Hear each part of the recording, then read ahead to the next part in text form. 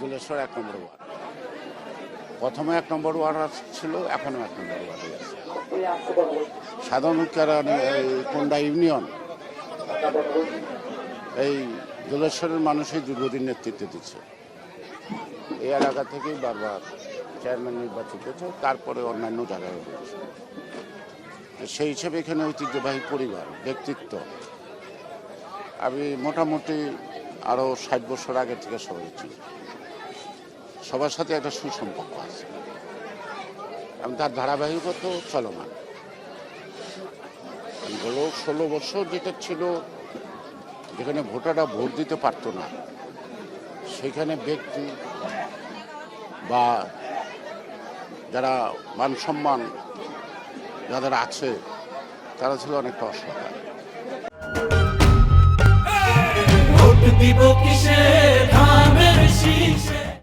সেই কারণেই তারা তাদের পছন্দ মতো কখনোই ভোটের সিদ্ধান্ত নিতে পারে নাই। কেউ ঘরে লুকিয়ে বসেছিল, কেউ এলাকা ছাড়াচ্ছিল।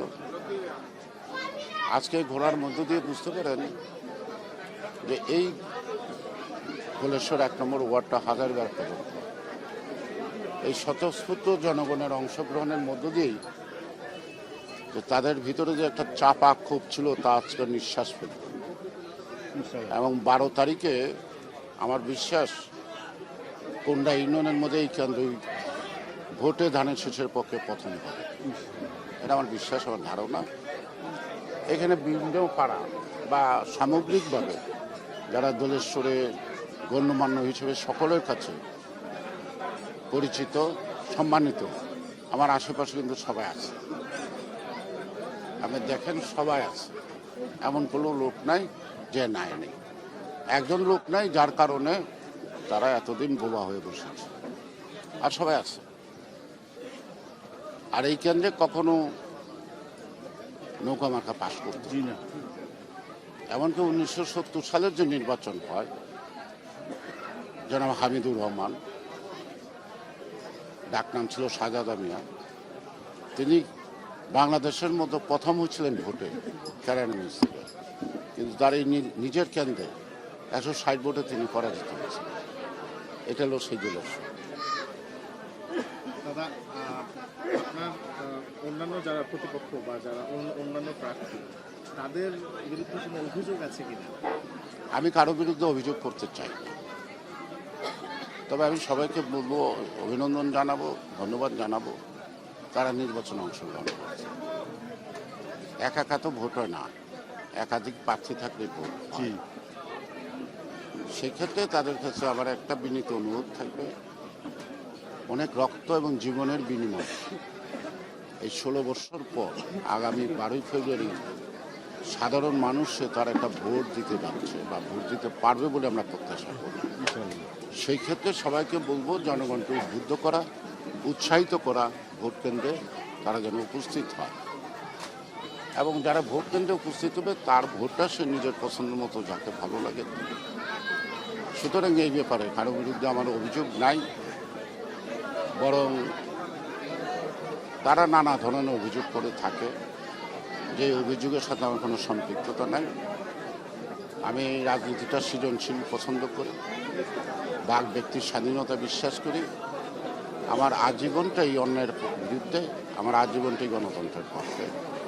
সুতরাং জনগণ থেকে জোর করে ভোট নেওয়া যায়, জনগণের ভালোবাসা নেওয়া যায় না। সাধারণ মানুষ যদি স্বতঃস্ফূর্তভাবে আমাকে ভোট দেয়, সেটা শুধু ভোটের শক্তি না, এটা আবার একটা দোয়া, একটা আশীর্বাদ। সেই শক্তিটা দিয়ে জনগণের কল্যাণে অনেক কিছু করতে সাহসী ভূমিকা রাখার সুযোগ থাকে। সবশেষ, একেবারে রাজধানীর খুব কাছে বা বলতে গেলে ঢাকায়, তারপরেও এই এলাকার মানুষ অনেক ধরনের নাগরিক সুযোগ সুবিধা বঞ্চিত। তাদের জন্য আপনি আসলে কি প্রতিশ্রুতি দিচ্ছেন? আমরা গতকালকে আমাদের পার্টির পক্ষ থেকে দলের চেয়ারম্যান আপনার নির্বাচনী ইশতেহার ঘোষণা করছে, যে ইশতেহারের মধ্যে সকল শ্রেণী পেশা, কর্মজীবী মানুষ থেকে আরম্ভ করে সুশীল সমাজ শিক্ষা, স্বাস্থ্য এবং বেকারত্ব রোধে নতুন নতুন উদ্যোগ এমন কী করে সম্ভব তিনি পরিপূর্ণ ব্যাখ্যা দিচ্ছেন। তো আমার দলের যে প্রতিশ্রুতিগুলি আছে সেই প্রতিশ্রুতিগুলির বাইরে কেরানীগঞ্জ না, সেই প্রতিশ্রুতির আলোকে কেরানীগঞ্জে আমরা সেই কাজগুলি করার বাইরে কেরানীগঞ্জের নিজস্ব কিছু সমস্যা আছে। এই সমস্যাটা সৃষ্টি হয়েছে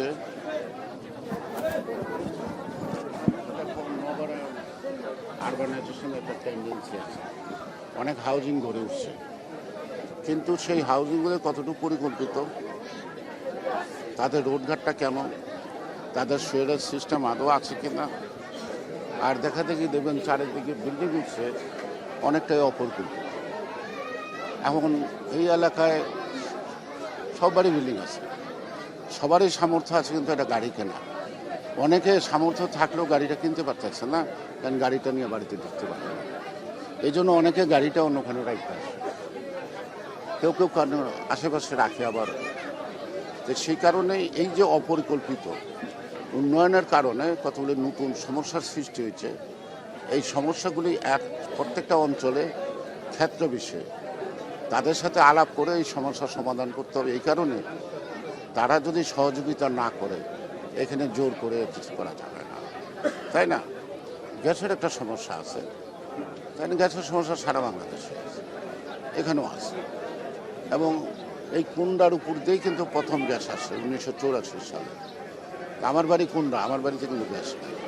এই কুন্ডার 80% লোক কিন্তু গ্যাসের আওতামুক্ত, অর্থাৎ গ্যাস পায় না। কিন্তু এই গ্যাস কিন্তু সাভারে চলে গেছে, এই আমাদের এই উপর দিয়ে। কিন্তু আমাদের কুন্ডার উপর দিয়ে গ্যাস আসলো, কিন্তু আমরা কিন্তু গ্যাস থেকে বঞ্চিত। সে কারণেও সমস্যা আমাদের আছে, সেই সমস্যাগুলো পর্যালোচনা করতে হবে। আরেকটা বড় সমস্যা দেখা দেবে আগামী কয়েক বছরের মধ্যে, সেটা হলো আমরা যদি এখন অপরিকল্পিত নগরায়নের লাগাম না টানি, আমরা যদি একটা সুষ্ঠু পরিকল্পনার মধ্যে না আনি, সংশ্লিষ্ট ওয়াসা, এলজিডি, রোডস অ্যান্ড হাইওয়েজ এবং সব কিছু একসঙ্গে করে এই নগরায়নের ব্যাপারে দীর্ঘমেয়াদী একটা মাস্টার প্ল্যান দরকার। অর্থাৎ আমাকে বুঝতে হবে যে 60 বছর পরে কেরানীগঞ্জ কেমন হবে, 60 বছর পরে কেরানীগঞ্জের লোক সংখ্যা কত হবে, 60 বছরের পরে কয়টা শিক্ষা প্রতিষ্ঠান কেরানীগঞ্জে থাকবে, 60 বছর পরে আমাদের এখানে চিকিৎসা সেবার ক্ষেত্রে কয়টা হসপিটাল দরকার। আমি 60 বছরের কথা বাদ দিই, এখনই আমাদের চিকিৎসা ব্যবস্থা নাই, সবাইকে ঢাকা যেতে হয়। তো এই মুহূর্তে আমাদের যেটা বড় দাবি করব আমি, যদি ভোটে আমরা দায়িত্ব পাই সরকার পরিচালনা, কেরানীগঞ্জে একটা মেডিকেল কলেজ অ্যান্ড হসপিটাল একটা বা দুটা খুব জরুরি। কিছু ভোকেশনাল ট্রেনিং সেন্টার দরকার, যেখানে অল্প শিক্ষিত লোকরা ট্রেনিংয়ের মাধ্যমে দক্ষ হয়ে তারা দেশে অথবা বিদেশে একটা কিছু করতে পারে, স্বাবলম্বী হতে হবে। এটা করতে হবে। আমাদের স্বাস্থ্য ব্যবস্থাটাকে সক্রিয় করতে হবে, মানুষ ঘরে বসে যেন কিছু চিকিৎসা নিশ্চিত পায়। কমপক্ষে হসপিটালে যাওয়ার মতো তার যে একটু শক্তি দরকার, সেই শক্তিটা ঘরে বসে সঞ্চয় করে যেন সে চিকিৎসার জন্য যায়। ছোট হসপিটালে না হয় পরে বড় হসপিটালে যাবে, কিন্তু তার তো একটা দরকার, ফিজিক্যাল প্রিপারেশন বা ক্যাপাসিটি দরকার, যে সে অত দূর পর্যন্ত গাড়িতে যেতে পারে, তাই না? সে কারণে আমরা চাই যে কেরানীগঞ্জের মানুষ ঢাকায় যাবে না, ঢাকার মানুষ কেরানীগঞ্জের চিকিৎসা করতে আসবে, এমন কিছু চিকিৎসা প্রতিষ্ঠান আমরা জরুরি ভিত্তিতে উদ্যোগ দেব। হয়তো আমি শেষ করতে পারবো না, হয়তো আমি সমাপ্তও করতে পারবো না। আমাদের এখানে একটা বিশ্ববিদ্যালয় আছে, হচ্ছে জগন্নাথ বিশ্ববিদ্যালয়। এই দুলেশ্বরের মানুষ জগন্নাথ বিশ্ববিদ্যালয়ে পড়তে যাবে, সেই রাস্তাটা কোথায়? আমাকে সেই রাস্তাটা নির্ণয় করতে হবে, যাতে আমার কেরানীগঞ্জের যে কোনো অঞ্চলের লোক জগন্নাথ বিশ্ববিদ্যালয়ে লেখাপড়া করতে বাড়িতে বসে করতে পারে। কারণ এখানে 100% রেসিডেন্সিয়াল হবে না, সবাই হোস্টেলে রেখে লেখাপড়া করাতে যাবে না। তাহলে আমার এই বিশ্ববিদ্যালয়টা আমাদের কেরানীগঞ্জে হবে, আর সেই বিশ্ববিদ্যালয়ে আমার এলাকার লোকরা লেখাপড়া করতে পারবে না, এটা তো হয় না। সেই কারণেই আমি বলছি আমাদের একটা মাস্টার প্ল্যান করতে হবে।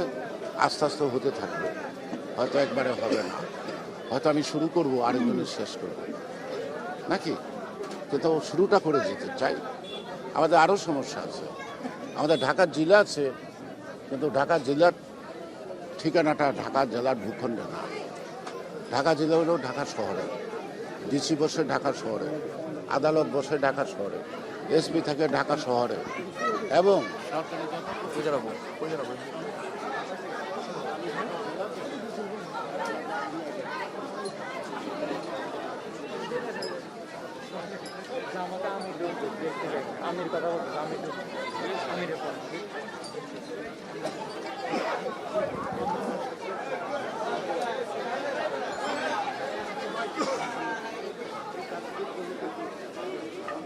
ভাইয়া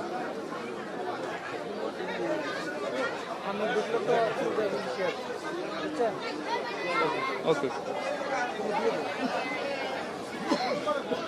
জি জি জি জি জি জি হ্যাঁ শুনতে পাচ্ছি কেউ দেখেন